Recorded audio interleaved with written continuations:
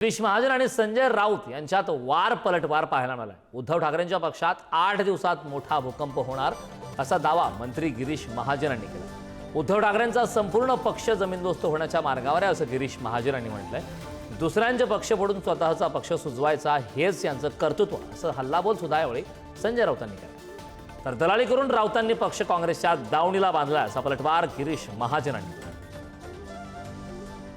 उद्धव बाळासाहेब ठाकरे गट आहे। हा गट मला वाटतं आता जमीनदोस्त देशद्रोह होण्याच्या मार्गावर आहे।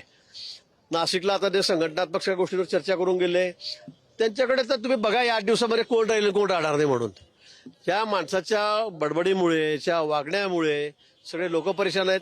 मला वाटतं स्वतः उद्धवजी परेशान असतील, पण ते आउट ऑफ कंट्रोल झालेलं आहे।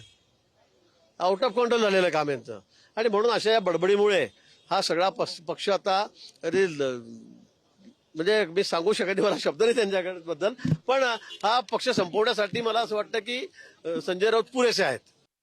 दलाल नेमलेले आहेत भाजपने, त्यातले एक दलाल म्हणजे गिरीश महाजन। मला त्यांच्याविषयी का फार बोलावं असं वाटत नाही। पुढे जाणार पक्ष ज्या दिवशी आमच्याकडे सत्ता असेल त्या दिवशी पक्ष बदलणारा पहिला माणूस गिरीश महाजन असेल। उद्धव ठाकरे मुख्यमंत्री असताना ह्यांच्या चौकशा सुरू झाल्या होत्या तेव्हाचे पक्ष बदलायला तयार होते। उद्धव ठाकरे किंवा सरकार होतं महाविकास आघाडीचं आणि यांच्या आर्थिक घोटाळ्यांच्या आणि इतर काही भानगडींच्या चौकशा सुरू होत्या तेव्हा हेच निरोप पाठवत होते, मी राजकारणातून बाहेर पडतो, मी शांत बसतो।